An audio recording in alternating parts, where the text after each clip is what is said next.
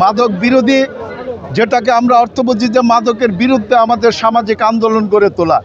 আর মাদক নির্মূল, এই মাদক নির্মূল মানে আমরা সামাজিকভাবে দায়িত্ব নিয়ে মাদককে নির্মূল করার জন্য রাজপথে বা সমাজে ব্যবস্থা গ্রহণ করছি।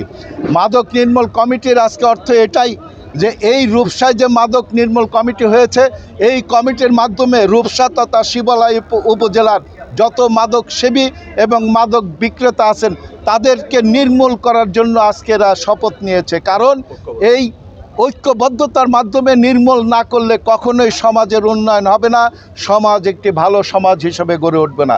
সর্বোপরি আমাদের বিপ্লবী প্রধানমন্ত্রী তারেক রহমান সাহেব বলেছেন, একটি সমাজকে, একটি জাতিকে যদি উন্নত জাতি হিসাবে গড়তে হয়, একটি দেশকে যদি পৃথিবীতে মাথা উঁচু করে দাঁড়ানোর জন্য সেই দেশের নাগরিকদের যদি গড়ে তুলতে হয়, তাহলে সর্বপ্রথম শর্ত সেই দেশ থেকে, সেই সমাজ থেকে মাদক, চাঁদাবাজি, দুর্নীতি মুক্ত একটি সমাজ গড়ে তোলার প্রয়োজন হয়ে দাঁড়ায়।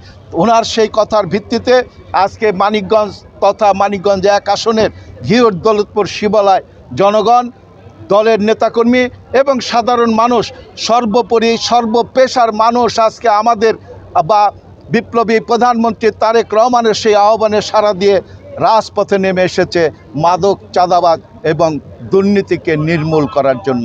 ইনশাআল্লাহ অল্প সময়ের মধ্যে আপনাদের যে সাংবাদিক ভাইরা রয়েছেন, আপনাদের সহযোগিতা পেলে এই আসন থেকে ঘিওর দৌলতপুর শিবালয় থেকে সবার আগে অল্প সময়ে মাদক, চাঁদাবাজ এবং দুর্নীতি মুক্ত আসন হিসাবে গড়ে উঠবে। অর্থাৎ এই এলাকার মানুষ আগামীতে ঘোষণা দিতে পারবে মানিকগঞ্জ জেলার ঘিওর দৌলতপুর শিবালয় মাদক মুক্ত, সন্ত্রাস মুক্ত, চাঁদাবাজ মুক্ত, দুর্নীতি মুক্ত 3টি উপজেলা।